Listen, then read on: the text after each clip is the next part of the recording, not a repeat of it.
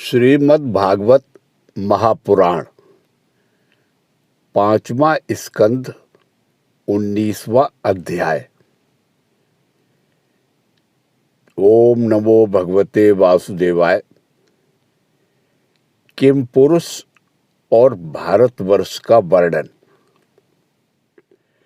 श्री सुखदेव जी कहते हैं, राजन, किम पुरुष वर्ष में श्री लक्ष्मण जी के बड़े भाई आदि पुरुष सीता हृदयाभिराम भगवान श्री राम के चरणों की सन्निधि के रसिक परम भागवत श्री हनुमान जी अन्य किन्नरों के सहित अविचल भक्तिभाव से उनकी उपासना करते हैं।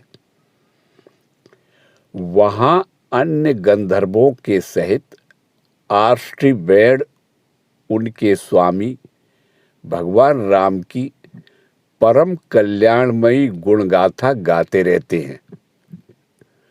श्री हनुमान जी उसे सुनते हैं और स्वयं भी इस मंत्र का जप करते हुए इस प्रकार स्तुति करते हैं।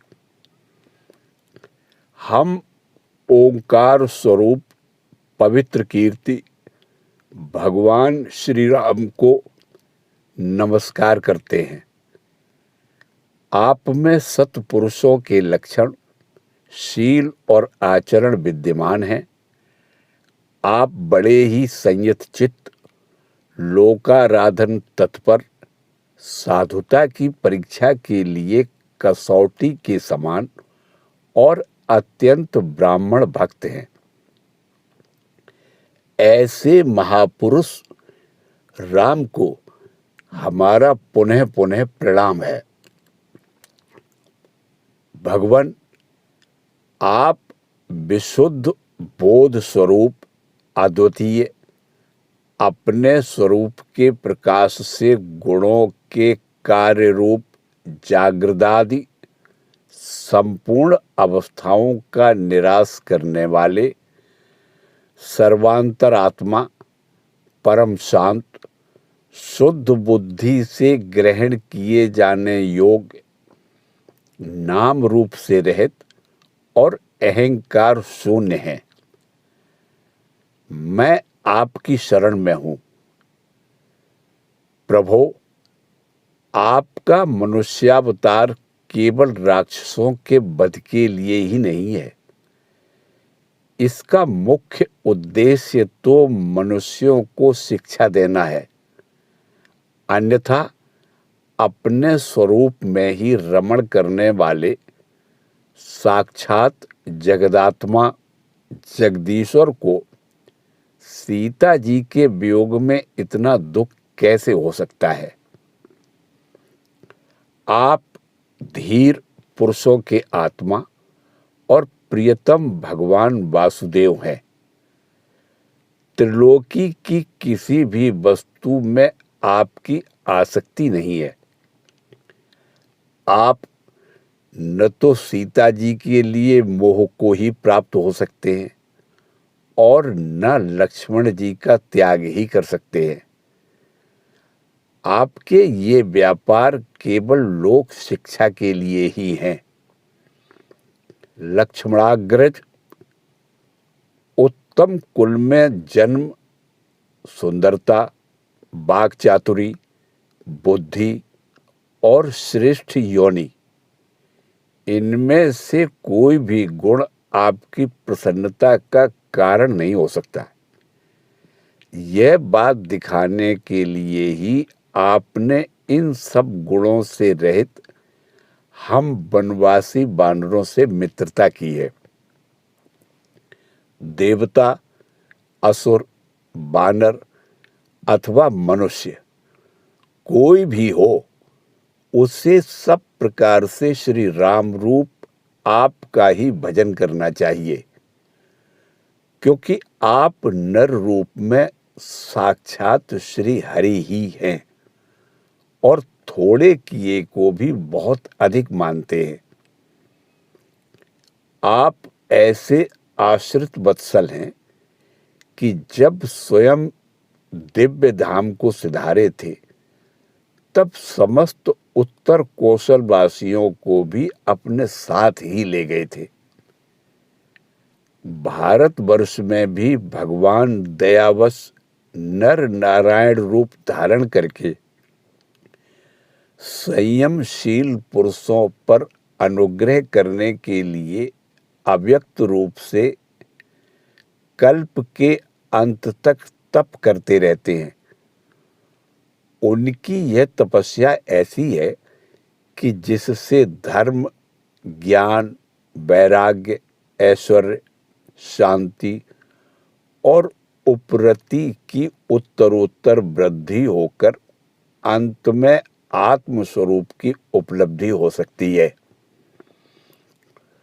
वहाँ भगवान नारद जी स्वयं श्री भगवान के ही कहे हुए सांख्य और योग शास्त्र के सहित भगवान महिमा को प्रकट करने वाले पांचरात्र दर्शन का सावर्णी मुनि को उपदेश करने के लिए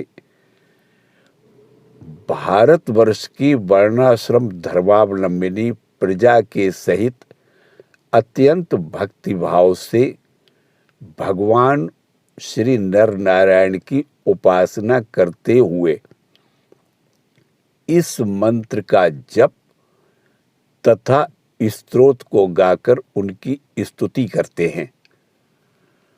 ओंकार स्वरूप अहंकार से रहित, निर्धनों के धन, शांत स्वभाव ऋषि प्रवर भगवान नर नारायण को नमस्कार है। वे परमहंसों के परम गुरु और आत्मा रामों के अधीश्वर हैं। उन्हें बार बार नमस्कार है। यह गाते हैं, जो विश्व की उत्पत्ति आदि में उनके कर्ता होकर भी कर्तृत्व के अभिमान से नहीं बंधते, शरीर में रहते हुए भी उसके धर्म, भूख, प्यास आदि के वशीभूत नहीं होते, तथा दृष्टा होने पर भी जिनकी दृष्टि दृश्य के गुण दोषों से दूषित नहीं होती, उन असंग एवं विशुद्ध साक्षी स्वरूप भगवान नर नारायण को नमस्कार है। योगेश्वर हिरण्यगर्भ भगवान ब्रह्मा जी ने योग साधन की सबसे बड़ी कुशलता यही बतलाई है कि मनुष्य अंत काल में देहाभिमान को छोड़कर भक्ति पूर्वक आपके प्राकृत गुण रहित स्वरूप में अपना मन लगावे।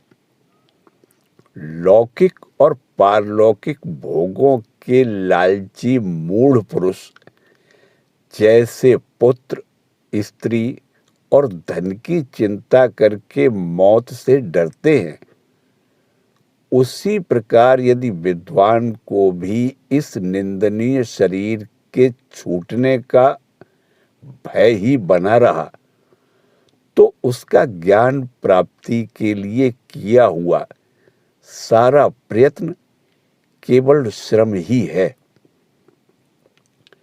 अतः अधोक्षज, आप हमें अपना स्वाभाविक प्रेम रूप भक्ति योग प्रदान कीजिए, जिससे कि प्रभु इस निंदनीय शरीर में आपकी माया के कारण बद्धमूल हुई दुर्भेद्य अहंता ममता को हम तुरंत काट डालें।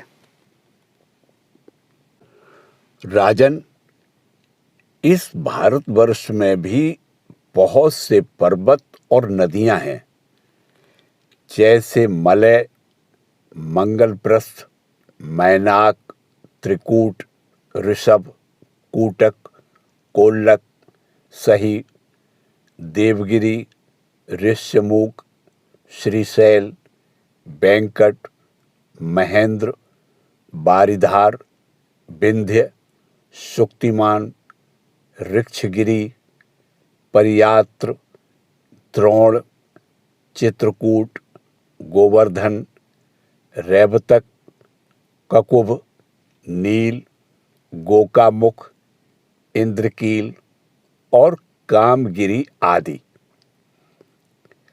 इसी तरह और भी सैकड़ों हजारों पर्वत हैं। उनके तट प्रांतों से निकलने वाले नद और नदियां भी अगणित हैं। ये नदियां अपने नामों से ही जीव को पवित्र कर देती हैं और भारतीय प्रजा इन्हीं के जल में स्नान आदि करती है।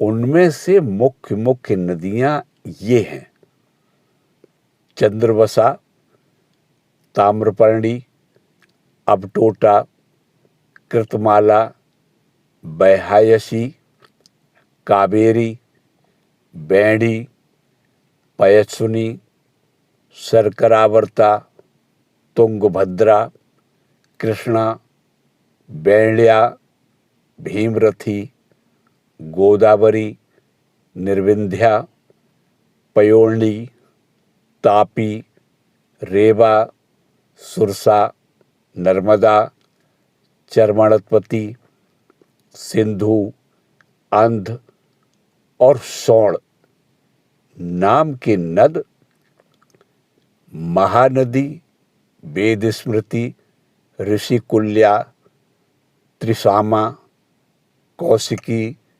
मंदाकिनी, यमुना, सरस्वती, दृष्टवती, गोमती, सरयू, रोधस्वती, सप्तवती, सुसोमा, शतद्रु, चंद्रभागा, मरुदवृद्धा, वितस्ता, अशिक्री और विश्वा। इस वर्ष में जन्म लेने वाले पुरुषों को ही अपने किए हुए सात्विक, राजस और तामस कर्मों के अनुसार क्रमशः नाना प्रकार की दिव्य, मानुष और नारकी योनियां प्राप्त होती हैं, क्योंकि कर्मानुसार सब जीवों को सभी योनियां प्राप्त हो सकती हैं। इसी वर्ष में अपने अपने वर्ण के लिए नियत किए हुए धर्मों का विधिवत अनुष्ठान करने से मोक्ष तक की प्राप्ति हो सकती है। परीक्षित, संपूर्ण भूतों के आत्मा रागादि दोषों से रहित अनिर्वचनीय निराधार परमात्मा भगवान वासुदेव में अनन्य एवं अहेतुक भक्ति भाव ही यह मोक्ष पद है। यह भक्ति भाव तभी प्राप्त होता है जब अनेक प्रकार की गतियों को प्रकट करने वाली अविद्या रूप हृदय की ग्रंथि कट जाने पर भगवान के प्रेमी भक्तों का संग मिलता है। देवता भी भारतवर्ष में उत्पन्न हुए मनुष्यों की इस प्रकार महिमा गाते हैं: आहा, जिन जीवों ने भारतवर्ष में भगवान की सेवा के योग्य मनुष्य जन्म प्राप्त किया है, उन्होंने ऐसा क्या पुण्य किया है, अथवा इन पर स्वयं श्री हरि ही प्रसन्न हो गए हैं। इस परम सौभाग्य के लिए तो निरंतर हम भी तरसते रहते हैं। हमें बड़े कठोर यज्ञ, तप, व्रत और दान आदि करके जो यह तुच्छ स्वर्ग का अधिकार प्राप्त हुआ है, इससे क्या लाभ है? यहाँ तो इंद्रियों के भोगों की अधिकता के कारण स्मृति शक्ति छिन जाती है। अतः श्री नारायण के चरण कमलों की स्मृति होती ही नहीं। यह स्वर्ग तो क्या, जहाँ के निवासियों की एक एक कल्प की आयु होती है, किंतु जहां से फिर संसार चक्र में लौटना पड़ता है, उन ब्रह्मलोकादि की अपेक्षा मैं भारत भूमि में थोड़ी आयु वाले होकर जन्म लेना अच्छा है, क्योंकि यहाँ धीर पुरुष एक क्षण में ही अपने इस मर्त्य शरीर से किए हुए संपूर्ण कर्म श्री भगवान को अर्पण करके उनका अभय पद प्राप्त कर सकते हैं। जहां भगवत कथा की अमृतमयी सरिता नहीं बहती, जहां उनके उद्गम स्थान भगवत भक्त साधुजन निवास नहीं करते, और जहां नृत्य गीत आदि के साथ बड़े समारोह से भगवान यज्ञ पुरुष की पूजा अर्चा नहीं की जाती, वहां चाहे ब्रह्मलोक ही क्यों न हो, उसका सेवन नहीं करना चाहिए।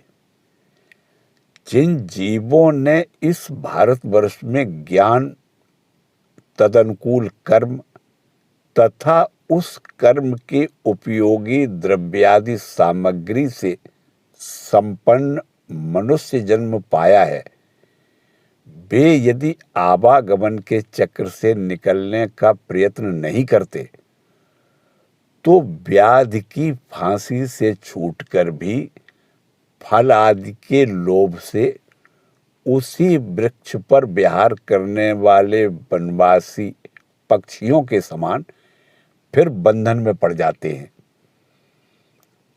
आहो, इन भारतवासियों का कैसा सौभाग्य है, जब ये यज्ञ में भिन्न भिन्न देवताओं के उद्देश्य से अलग अलग भाग रखकर विधि, मंत्र और द्रव्यादि के योग से श्रद्धा पूर्वक उन्हें हवि प्रदान करते हैं, तब इस प्रकार इंद्र आदि भिन्न भिन्न नामों से पुकारे जाने पर संपूर्ण कामनाओं के पूर्ण करने वाले स्वयं पूर्ण काम श्री हरि ही प्रसन्न होकर उस हवि को ग्रहण करते हैं।